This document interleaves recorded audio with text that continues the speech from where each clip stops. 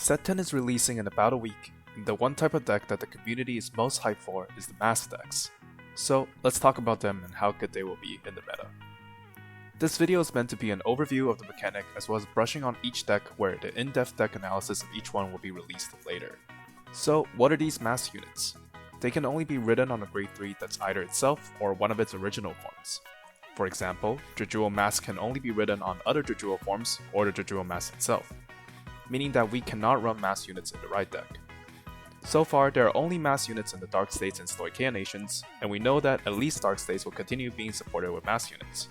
They get an extra effect if we remove one of its original forms, either from hand, soul, or drop from the game. Then what makes these decks so appealing? Well, we have to talk about Masque of Hydragrum. Look at the top 5 cards of your deck. Choose up to one unit card with Dragon Tree or Masque in its card name from among them, review it and put it into your hand, and shuffle your deck. Act from drop: if you have a grade 3 Vanguard without Masque in its card name, cost: review a grade 3 card with Masque in its card name from hand, and write the card revealed for the cost as stand. If you rolled, put this card into the soul. If your opponent's Vanguard is grade 3 or greater, and you did not Persona Ride this turn, you activate Persona Ride. This card helps us search for the Masque unit, and Persona Rides on our first grade 3 turn if our opponent is on a grade 3. This is extremely powerful, given that every one of these Masque decks can multi-attack, and we're doing so when our opponent just used up some of their resources for the grade 3 turn, and there's a good chance that we can just win the game on the spot. Even if we are going first, we can use Masque of Hydragrum to ride a Masque unit, but we will only want to do that if we really need to use the Masque unit skill, or if the original form's effect doesn't mesh well with the deck. Or else we can just wait for next turn to use the Masque to Persona Ride anyways. Even if we have multiple Persona Rides in our hand, wouldn't we rather save the copies and bluff to our opponent that we have a bigger hand? So it looks like we want to consistently pull off Persona Ride on the turn after our opponent rides into their grade 3. And we have a searcher to do so. Let's look at Dragon Tree Wretch Skull Kemta. Auto: when this unit is placed on rearguard circle, cost CB1 and Soul Blast 1, choose one of your rearguard circles without any Dragon Tree markers and put a Dragon Tree marker. Search your deck for up to one Masque of Hydragrum, reveal it and put it into your hand, and shuffle your deck. Note, Stoicheia also has a unit that does the exact same thing. If you don't remember, the unit on the Dragon Tree marker also gets plus 5k if our Vanguard is a Masque unit. Coming back to the card, by paying a CB and a Soul Blast, we're getting a Masque of Hydragrum out of the deck, and then we can potentially find a Masque unit with it and immediately use the order from the drop to ride our Masque. Seems pretty good. So what is the ratio that we run?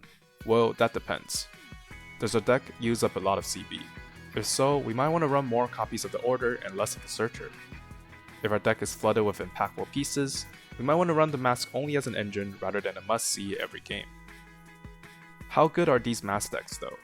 A lot of people have been saying how quick the metagame will become if we can just win the game on our first grade 3 turn going second. But that's the thing, if we were going second. What happens if we go first? Like I mentioned, we don't really want to ride up into our Masque unit using the order without getting its Persona Ride value unless the Masque unit provides something that the original forms don't. Which means we still want to be able to make impactful plays going first on our grade 3 turn. If all the Masque decks have to offer is a quick Persona Ride turn on grade 3, there are plenty of other decks that can do this and still be impactful going first, like Gandiva. It's pretty easy to reach 5 cards in bind, and we are impacting the board with all of the removal. Or maybe Avantgarda, with the grade 3 order that's a 10k to the front row. And we still have the other strategy orders to use if we were going first. Even Eva does better going first or second with the power gains from herself and the Obsidides. If we're solely relying on the die roll to win us the game, it's not a good deck. Plus, there are 2 cards we must have for this game plan to work. We must have the Masque unit as well as the order. Does this mean our game plan just falls apart if we fail to find one of these? And what happens if our opponent stays on grade 2 and we're stuck with all these combo pieces that are grade 3 in our hand? So no, just because of how powerful the Masque of Hydragrum is, it doesn't automatically make all the Masque decks really good. We still have to look at what the other cards do and how they match up with the other top decks. With that said, these are my first impressions of the 4 Masque units we have so far. Karmic Demonic Jewel Dragon, the Jewel Masque, still sets our opponent's Vanguard's power to 1, but this time requiring a CB. In order for it to get a crit, we must remove a card with Jewel in its different card name, meaning that it's probably best to run additional copies of Jewel other than the one from a right deck. The one thing that this card does better is that we can Soul Blast 4 cards with different grades more consistently with its skill of letting us choose what to put in our soul.